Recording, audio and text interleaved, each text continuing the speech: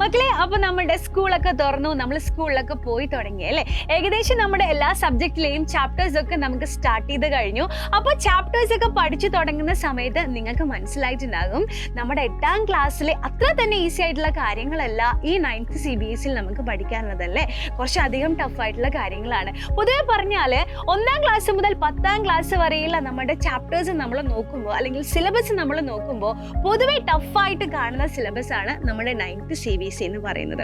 എന്നാൽ നമുക്ക് കറക്റ്റ് ആയിട്ടുള്ള ഒരു ഗൈഡൻസ് കൃത്യമായ സമയത്ത് നമ്മുടെ കൂടെ ഉണ്ടെങ്കിൽ നമുക്ക് അടിപൊളിയായിട്ട് നമ്മുടെ ഒരു ക്ലാസ്സിൽ നമുക്ക് മാർക്ക് സ്കോർ ചെയ്യാൻ പറ്റും. അപ്പോൾ നിങ്ങളെ സഹായിക്കാൻ വേണ്ടിയിട്ടാണ് നമ്മളുടെ സൈലത്തിന്റെ ഓൺലൈൻ ട്യൂഷൻ ബാച്ച് ആയിട്ടുള്ള നിറ്റ ബാച്ചിനെ പ്രസന്റ് ചെയ്തിരിക്കുന്നത്.